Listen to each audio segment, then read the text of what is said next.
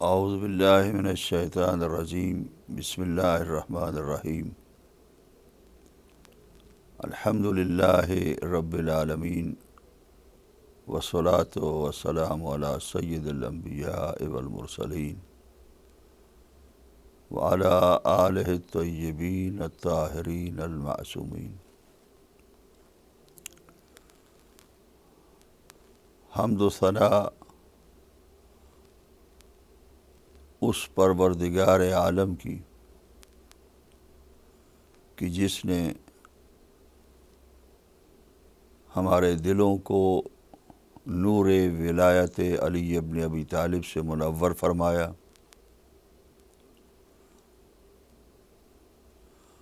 اور ہماری آنکھوں کو عزائے سید الشہداء کے غم میں آنسو بہانے کے ساتھ روشن فرمایا۔ ناظرین کرام و سامعین محترم، محرم الحرام کا جس طریقے سے پوری دنیا کے اندر ذکر کیا جا رہا ہے اور کربلا والوں کو خراج عقیدت پیش کیا جا رہا ہے، دعا ہے کہ خداوند عالم عزاداران سید الشہداء کو محفوظ و مامون فرمائے اور دشمنان عزاداری سید الشہداء کو ذلیل و خوار فرمائے، نیست و نابود فرمائے۔ سب سے پہلے تو میں جبکہ کل اور حسن اتفاق یہ ہے کہ اس وقت تقریباً کل ہی ساری دنیا کے اندر عاشورے کا دن ایک ہی دن کے اندر منایا جا رہا ہے،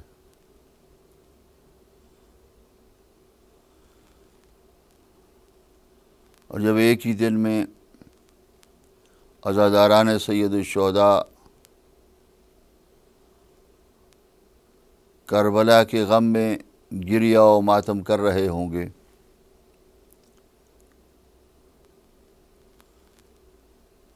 تو اس موقع پر سب سے پہلے امام زمان اجل اللہ تعالی فرجہ کی خدمت میں اپنی طرف سے تعزیت عرض کرتا ہوں کہ مولا کربلا کی یاد میں جو جو غم منا رہے ہیں ان کی سرپرستی فرمائیے۔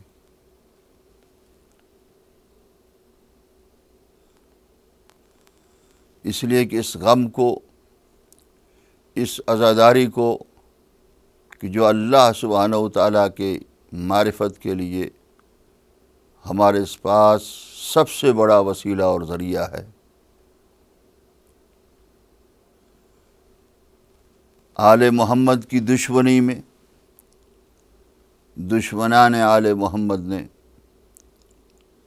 ہمیشہ درگزر کرنے کے کئی راستے اختیار کیے۔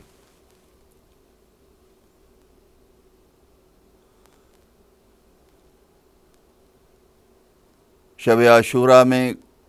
کچھ لوگ داخل ہو چکے ہیں اور اعمال شب عاشوراء یا ماتم و عزاداری شب عاشوراء کر رہے ہیں، کچھ لوگ ابھی اس رات، اس عظیم اور اس وحشتناک، اس دہشتناک، اس المناک، اس مصیبتناک دکھوں سے بھری ہوئی اور مصیبتوں سے بھری ہوئی شب عاشوراء کو اندر داخل ہونے کے لیے ابھی سورج غروب ہو رہے ہیں، کچھ کے اندر کبھی تھوڑی دیر کے بعد جو ہے وہ یہ رات داخل ہوگی کچھ ممالک کے اندر، اور ہر جگہ شب عاشوراء کا غم شروع ہو جائے گا کہ حسین کے بچے پیاسے اپنے خیموں کے اندر الاتش الاتش کی صدا لگا رہے ہیں، صحابہ سید الشہداء علیہ الصلاۃ والسلام کے اپنی جگہ پر اپنی کل صبح عاشوراء کی تیاری کر رہے ہوں گے، اور اس شب عاشوراء کو کہ جو مہلت لی گئی تھی اللہ کا ذکر کرنے کے لیے اس شب عاشورہ کو، کہ جس کے اندر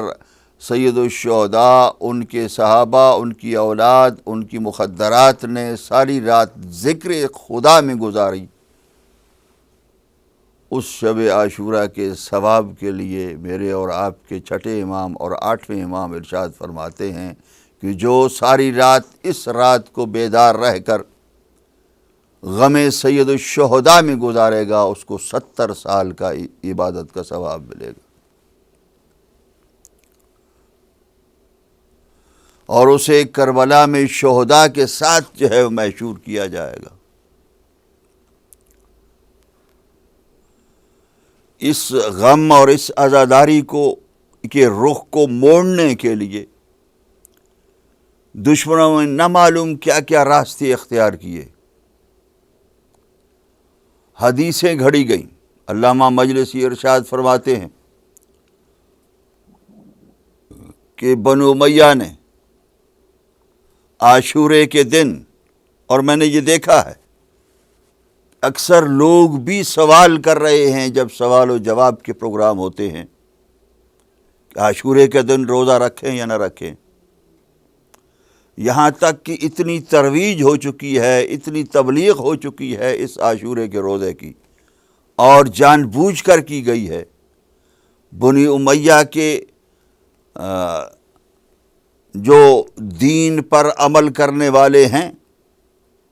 ان کے اندر، اور وہ سادہ لو مسلمانوں کو، شیعہ سنی عزاداران سید الشہداء کو بھی گمراہ کرتے ہیں کہ روزہ عاشورے کا، یہاں تک کہ اسکولوں کے اندر بچے دوسرے مسلمان بچوں سے، یہاں پر جو صورتحال ہے، دوسرے مسلمان بچوں سے یہ کہتے ہیں کہ کل ہم روزہ رکھیں گے، یہاں تک کہ باقاعدہ بعض سلفی نواز اور جن کو سلفی بیک گراؤنڈ سے مدد مل رہی ہے، ان کے ٹی ویز کے اوپر بیلٹ چل رہا ہے، ایک پٹی چل رہی ہے کہ عاشورے کے دن روزے کا اتنا ثواب ہے۔ بنی امیہ نے اس لیے کہ روزہ ایک ایسی، یعنی شعبان کے روزے ہوں بہت ثواب ہیں، ماہ رجب المرجب کے روزے ہیں بہت ثواب ہے، ذی الحجہ کے روزے ہیں بہت ثواب ہے، لیکن کبھی اتنا پروپیگنڈا نہیں دیکھیں گے جتنا عاشورے کے روزے کا پروپیگنڈا کیا جا رہا ہے۔ اس لیے کہ بنی امیہ نے احادیث گھڑ کر، علامہ مجلسی نے ارشاد فرمایا ہے اور دوسرے علماء اکرام نے، کہ احادیث وضع کر کے اور گھڑ کے بنائی گئیں کہ عاشورے کے دن جو ہے وہ روزہ رکھا جائے تاکہ کربلا سے رخ مسلمانوں کا پھیرا جائے۔ اور وجہ کیا ہے کہ برکت کا دن ہے، برکت حاصل کریں، اس میں اپنی روزی کے لیے اور رزق کے لیے دعائیں مانگیں، دنیا کے لیے، دنیا حاصل کرنے کے لیے، جبکہ ہمارے 8ویں امام علی الرضا علیہ السلام ارشاد فرماتے ہیں کہ یاد رکھو شیعو، عزاداران سید الشہداء، تمام شیعہ سنی جتنے بھی ہیں ان کی خدمت میں عرض کر رہا ہوں کہ یاد رکھو عاشورے کے دن دنیا نہ کمانا کسی وقت بھی۔ اگر کوئی ایسا نظام ہے آپ کا کہ اس دن لازمی آپ کو آمدن آتی ہے تو اس آمدن کو غربا پر خرچ کر دینا، خود اپنے گھر کے اندر نہ رکھنا، اس لیے کہ اس دن ایک طرف شہدائے کربلا ہیں، یہی معرفت خداوندی ہے، اور ایک طرف وہ لوگ ہیں کہ جو صرف اور صرف دنیا حاصل کرنے کے لیے، رائے کی حکومت حاصل کرنے کے لیے، انعامات پانے کے لیے، یہاں تک کہ وہ آپس میں لڑ رہے تھے کہ فلاں شہید کو میں نے مارا ہے، اس کا سر میں اپنے نیزے پر بلند کروں گا تاکہ ابن زیاد اور یزید کے پاس سے مجھے دنیاوی انعام مل سکے۔ اور یہی کربلا کے اندر سامنے آتی ہے چیز کہ ایک طرف پورے کے پورے وہ مسلم امہ اکٹھی ہو چکی تھی اس مقصد کے لیے کہ اس راستے پر سید الشہداء، مظلوم کربلا، نواسہ رسول، لخت جگر علی بطول کو قتل کرنا ہے پیاسا اس لیے کہ دنیا حاصل کرنی ہے۔ تو معصوم نے ارشاد فرمایا کہ خبردار، تم روزی نہ کمانا اس دن، اس لیے کہ حسین کے مارنے والے دنیا کے لیے عاشورے کے دن نکلے تھے۔ تمہارے پاس روزی نہیں آنی چاہیے، رزق نہیں ہونا چاہیے، رزق اکٹھا نہیں کرنا چاہیے، بلکہ صرف اور صرف عزاداری سید الشہداء کے اندر وقت گزارنا چاہیے۔ روزہ رکھیں روزے سے، اور پھر اس کے بعد برکت کا دن ہے اس لیے روزہ رکھیں، دعائیں مانگیں۔ دعائیں ایسی گھڑی گئیں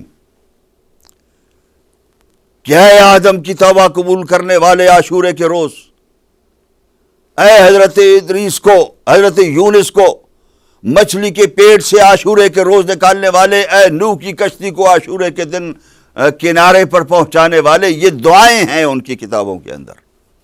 بنی امیہ کے ماننے والوں کی کتابوں کے اندر،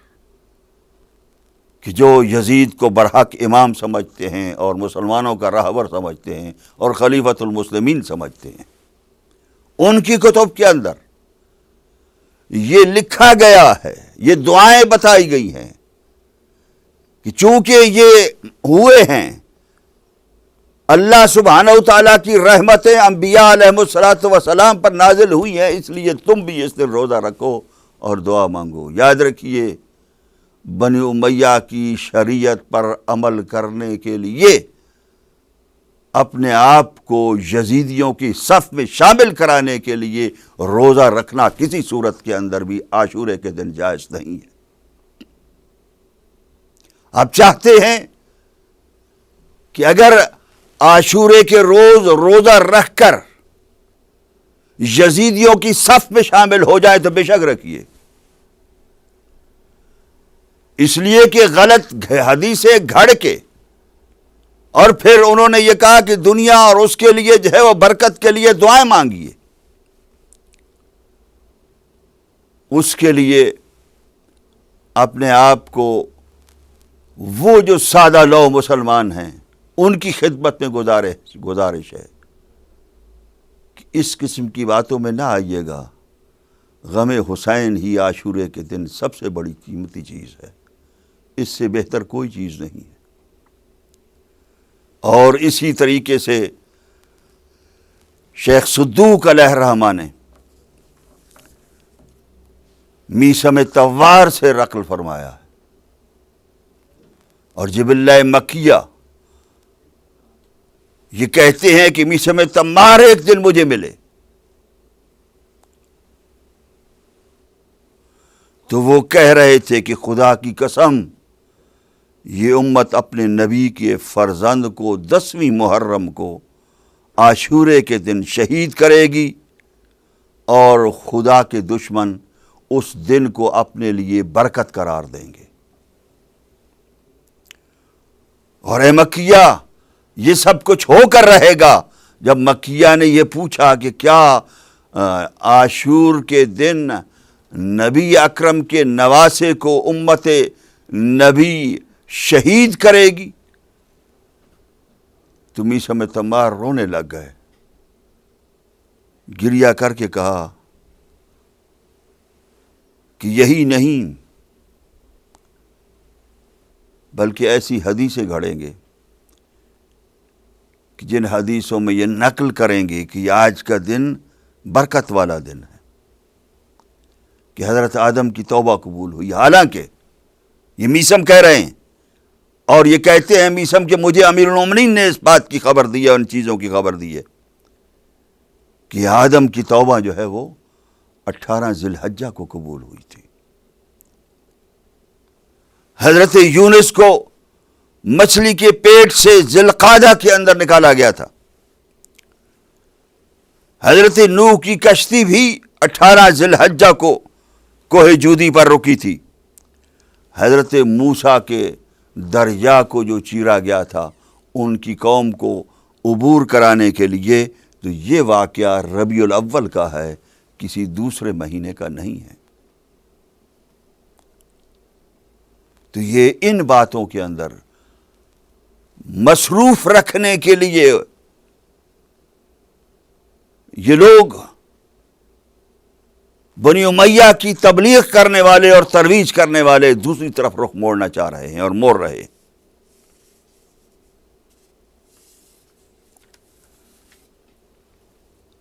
جبکہ عاشورے کے دن اور شب عاشور کو غم حسین سے بہتر کوئی عبادت نہیں۔ عاشورے کے دن فاقہ رکھا جائے، بغیر روزے کی نیت کے کھایا پیا نہ جائے، تاکہ بھوک اور پیاس کربلا والوں کی محسوس کی جائے اور عصر کے وقت فاقہ شکنی کی جائے۔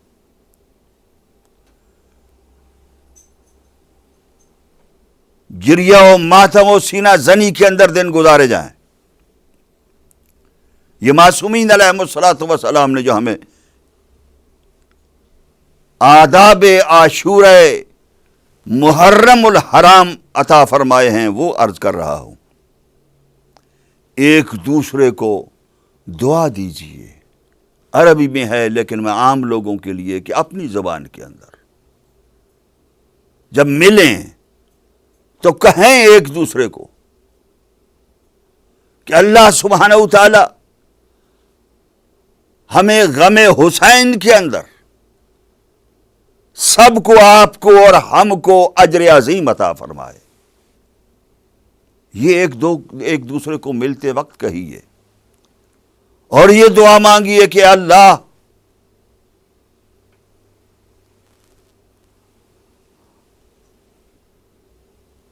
امام حسین کے خون کا بدلہ لینے والے قائم آل محمد کے ساتھ ہمیں شریک ہونے کی توفیق عطا فرما اور تو نعمت عطا فرمائیے، ہمیں قرار دے ان میں سے۔ زیارت عاشورہ پڑھی جائے، 4 رکعت نماز ہیں، اور اللہ سبحانہ و تعالیٰ جس کے لیے یہ قربانی دی گئی ہے، یہی میں عرض کر رہا ہوں کہ کہا گیا ہے، معصومین نے ارشاد فرمایا کہ اس شب کو 1000 مرتبہ سورہ توحید، سورہ قل هو اللہ احد پڑھنے کا جتنا ثواب ہے وہ شمار نہیں کیا جا سکتا۔ جس توحید کے لیے، جس کلمہ الہیہ کی بلندی اور سرافرازی کے لیے، جس اللہ سبحانہ و تعالیٰ کی معرفت حقیقی دینے کے لیے میں مسلسل یہ عرض کر رہا ہوں کہ معرفت حقیقی کا بہترین ذریعہ ہمارے پاس کربلا ہے۔ اسی لیے جب علی اکبر اور شہزادہ قاسم جیسی قربانیوں کو حسین علیہ الصلاۃ والسلام دے چکے، تو اس موقع کو یاد کر کے جوش ملی آبادی نے یہ کہا تھا کہ میں نے جب یہ دیکھا تو میں نے سوچا کہ ہے کوئی اللہ جس اللہ کے لیے حسین جیسا شخص اپنی یہ بہترین نعمتیں اللہ کی راہ میں دے رہا ہے۔ اس اللہ سبحانہ و تعالیٰ کی معرفت کرانے کے لیے ایک ایک قربانی، ایک ایک شہید اس کے راستے میں دیا جا رہا ہے۔ اس لیے سورہ توحید جتنی پڑھ سکتے ہیں پڑھیں، زیارتیں پڑھیں، السلام علیک یا ابا عبداللہ الحسین کہیں۔ جب بھی آپ کے دل کے اندر سید الشہداء کے قریب جانے کی ایک تمنا ہو جائے، روتے ہوئے کہیں۔ زیارات مختلف ہیں، ان زیارات کے اندر مختلف ہمیں درس دیے گئے ہیں۔ السلام علیک یا وارث آدم صفوت اللہ، اے آدم کے وارث، نوح کے وارث، ابراہیم کے وارث، موسیٰ و عیسیٰ کے وارث، محمد مصطفیٰ صلی اللہ علیہ وآلہ وسلم کے وارث، علی ابن ابی طالب علیہ الصلوۃ والسلام کے وارث، ان سب کے وارث حسین علیہ الصلوۃ والسلام کربلا کے میدان میں، اس لیے کہ آدم سے لے کر خاتم تک کی محنت ایک مسلسل نظام کے تحت ایسے تباہ کی جا رہی تھی کہ یزید ابن معاویہ کو امت مسلمہ نے اپنا حکمران مان لیا تھا، اور اس کو کاٹنے کے لیے ان سب کی محنتوں کو اس دنیا کے اندر کامیاب کرنے کے لیے سید الشہداء امام حسین علیہ الصلوۃ والسلام کربلا میں قربانی دے رہے تھے۔ ایک زیارت میں ہے السلام علیکہ، اس کے بعد آدم و نوح و موسیٰ و عیسیٰ و ابراہیم و سرور کائنات اور علی ابن ابی طالب کی وراثت دکھانے کے بعد اور یہ بیان کرنے کے بعد، یہ ہمارے معصومین سے چھٹے امام اور امام محمد باقر علیہ الصلوۃ والسلام، امام علی رضا علیہ الصلوۃ والسلام، دوسرے معصومین سے یہ زیارات نقل ہوئی ہیں کہ یہ زیارت پڑھو، السلام علیکہ یا وارث التوراۃ والانجیل والزبور،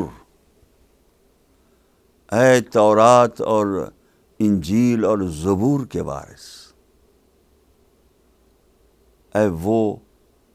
کہ جو صحیح اور حقیقی معنوں میں تورات اور انجیل اور زبور تھی، اس کے معنی بن کر، اس کا پیکر بن کر اور قرآن مجید کا پیکر بن کر کربلا کے اندر قربانی دے رہا تھا، اور ہر لمحے میں قرآن مجید پر عمل کر رہا تھا۔ السلام علیکہ یا امین الرحمن، اے رحمان کے امین اور امانت دار، کہ رحمان کی امانت کیا ہے؟ دین الہی ہے، اس دین الہی کو اپنی امانت میں رکھنے والے اور امانت کی حفاظت کرنے والے، اسی کہ جب امین ہوتا ہے تو وہ اس امانت کی حفاظت کرتا ہے، اس اللہ کی، رحمان کی امانت دین الہی کی حفاظت کرنے والے، السلام علیکہ یا شریک القرآن، اے قرآن کے شریک اور قرآن کے پارٹنر، اس لیے کہ جو کچھ قرآن لفظوں کے اندر کہہ رہا ہے، حسین وہ سب کچھ اپنے عمل کے اندر دکھا رہا ہے۔ قرآن کے ایسے پارٹنر کہ جو کبھی بھی قرآن سے جدا نہ ہوں، قرآن کے ساتھ ایسے شریک ہونے والے کہ جو کسی وقت بھی قرآن اور ان کے درمیان جدائی نہ ڈالی جا سکتی ہو، کہ نوک نیزہ پر بھی کوفہ و شام کے بازاروں میں قرآن کی تلاوت کی جا رہی ہو، ایسا شریک قرآن مجید کے۔ اگر قرآن تمام کلام کا، انجیل اور زبور اور توریت کا سردار ہے، وہ بھی کلام الہی ہے تحریف سے پہلے، تحریف کے بغیر خالصتاً جو کتاب توریت اور زبور اور انجیل ہے وہ بھی کلام الہی ہیں، اور قرآن مجید بھی کلام الہی ہے، لیکن قرآن مجید ان تمام کلام کا سید الکلام کہا جاتا ہے، اور حسین علیہ الصلوۃ والسلام سید الشہداء کہے جاتے ہیں۔ وہ سید الکلام ہے، یہ اسی کلام پر قربانی دینے والا سید الشہداء ہے۔ اس قرآن میں اگر کہا گیا ہے کہ میزان و قسط، یہ عدل و انصاف کا پیمانہ ہے، تو کل میں نے عرض کیا تھا سید الشہداء امام حسین علیہ الصلوۃ والسلام نے ان ظالموں سے کہا کہ میں اور ہم یہ کہتے ہیں میزان قسط کا، انصاف کا، میزان اور ترازو کے حیثیت سے زیارت سید الشہداء کے اندر اشہد انک امرت بالقسط، کہ جس نے قسط و انصاف کا حکم دیا، ہم یہ گواہی دیتے ہیں حسین آپ نے عدل و انصاف کا امر کیا ہے،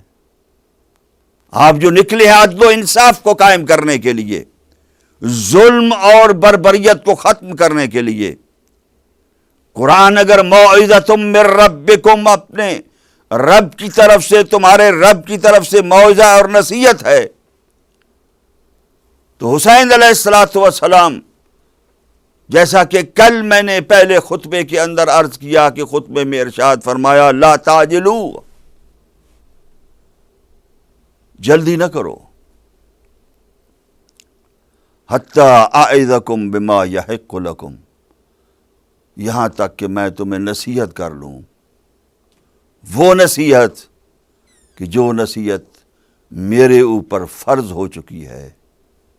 جو قرآن تمہیں نصیحت کر رہا ہے، وہی نصیحت میں تمہیں کہوں گا اور میں تمہیں کروں گا کہ قرآن اگر یہدی الی الرشاد الی الرشد ہے،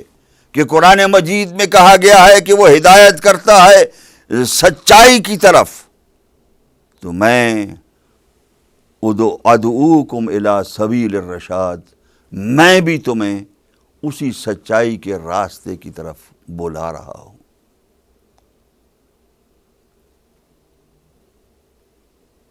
قرآن اگر حق الیقین ہے، لحق الیقین، زیارت میں ہم یہی کہتے ہیں حتی اتاک الیقین، اے حسین آپ نے ہر کام کیا اس حد تک، یہاں تک کہ آپ کو یقین ہو گیا۔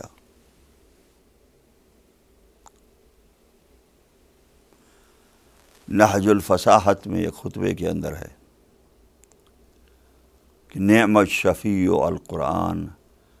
قیامت کے دن شفاعت کرنے والا، کتنا بہترین شفاعت کرنے والا ہے قرآن مجید۔ اور امام صادق علیہ الصلوۃ والسلام ارشاد فرماتے ہیں دعا مانگو وارزقنی شفاعت الحسین، کہ اللہ مجھے قیامت کے دن حسین کی شفاعت نصیب فرما۔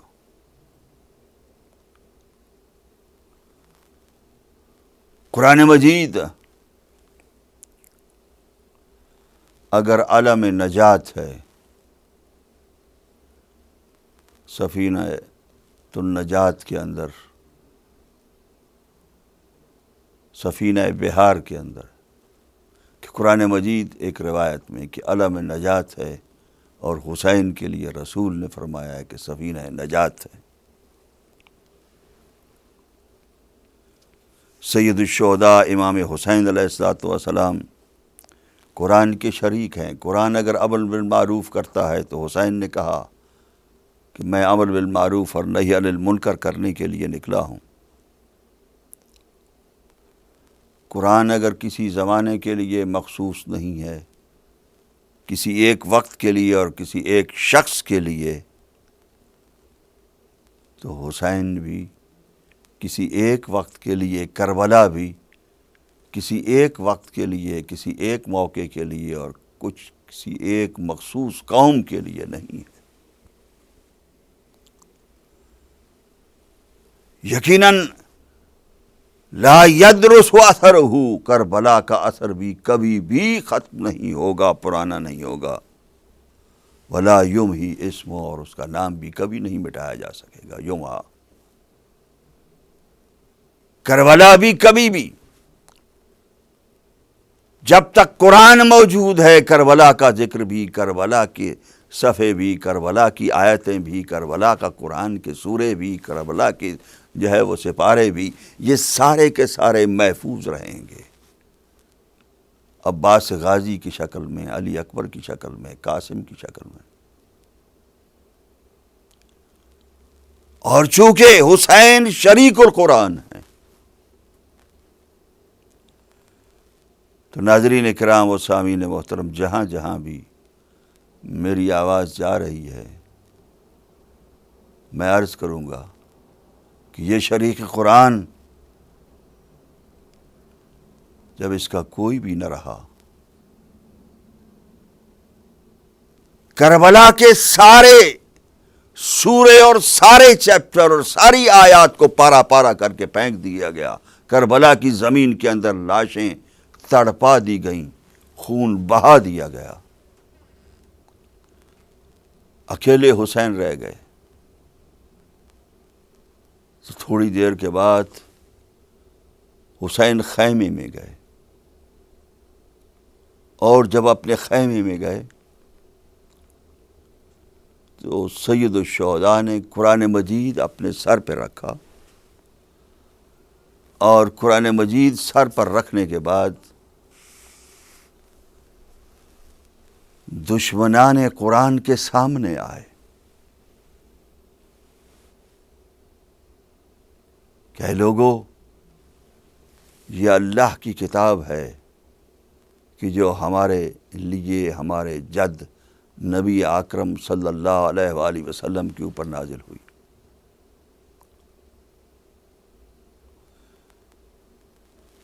یہ قرآن کو اٹھا کر حسین بتا رہے تھے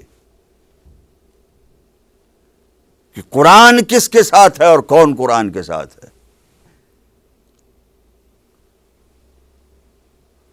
اور جیسا کہ خطبے میں بھی آپ نے ارشاد فرمایا تھا کہ اے قرآن کو کی تحریف کرنے والوں، تبدیل کرنے والوں، اپنی مرضی کے مطابق اس کی تعبیر اور معنی بیان کرنے والوں، اور اے قرآن کے پاروں کو اور سوروں کو پارا پارا کرنے والوں، یہ کتاب میرے اور تمہارے سامنے ہے، تمہارے درمیان ہے، بتاؤ تو صحیح مجھے کس لیے شہید کر رہے ہو؟ کون سی آیت کے مطابق اور کون سے سورے کے مطابق میرا خون بہانا تم نے جائز قرار دے دیا ہے؟ آؤ قرآن کے اندر فیصلہ کریں۔ کوئی جواب نہیں ملا۔ حسین نے قرآن ایک مرتبہ اندر رکھ دیا خیمے کے اندر، اس کے بعد اکیلے اور تنہا نکلے اور آواز دے کر کہا، اپنے دائیں طرف، اپنے بائیں طرف، سامنے اور پیچھے، چاروں طرف، حل من مغیث یغیثنا، حل من ناصر ینصرنا، کوئی ہے جو ہماری مدد کرے، کوئی ہے جو ہماری نصرت کو آئے۔ ساری کائنات تڑپی جنات اور ملائکہ کی زمین کے اس کے اندر، لیکن بنی نوع انسان اور امت سرور کائنات حضرت محمد مصطفیٰ کے سامنے ہزاروں لوگ کھڑے ہوئے یہ آواز سن رہے تھے، کسی دل کے اندر کچھ بھی نہیں، رحم نہیں آیا، یہاں تک کہ سید الشہداء کو اپنے خیمے کے اندر سے رونے کی آواز آئی، اور اس رونے کی آواز پر خیمے کے اندر آئے۔ یہ دوسرا قرآن، اب خیمے کے باہر نکلے تو دوسرا قرآن اٹھا کر لے آئے، اور اس دوسرے قرآن کو بھی انہوں نے اسی طریقے سے پارے پارے کیا۔ اپنے 6 مہینے کے بیٹے علی اصغر کو لے آئے کہ اگر میرا قصور ہے تو اس کو ایک گھونٹ پانی کا پلا دو، لیکن ماں رباب دروازے پر کھڑے، خیمے کے دروازے پر کنات کا پردہ ہٹا کر کھڑے دیکھ رہی تھی، اور ہرملہ تیر چلا رہا تھا۔ کہتے کہ تیر چلاتے وقت ہرملہ کا 3 مرتبہ ہاتھ کانپا،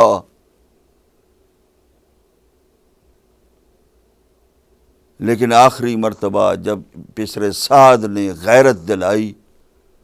تو تیر چلا، اصغر کے گلے کو چھید کر سید الشہداء امام حسین علیہ السلام کے بازو میں پیوست ہو گیا۔ امام حسین نے تیر نکالا اور اصغر گردن جو ہے وہ خون سے بھری ہوئی. ایک مرتبہ اصغر اس دنیا سے رخصت ہوئے، گردن لڑھک گئی اور تڑپ گئے اصغر. سید الشہداء نے اصغر کو زمین پر رکھا اور ہاتھوں میں اصغر کا خون گردن سے بہنے والا لیا اور خون لے کر ایک مرتبہ آسمان کی طرف اٹھانا چاہا. آسمان نے انکار کیا. زمین کی طرف پھینکنا چاہا، زمین نے انکار کیا. سید الشہداء نے وہ خون اپنے ریش مبارک پر خضاب کر دیا اور خضاب کرنے کے بعد پھر اصغر کو اٹھا کر خیمے کی طرف آئے.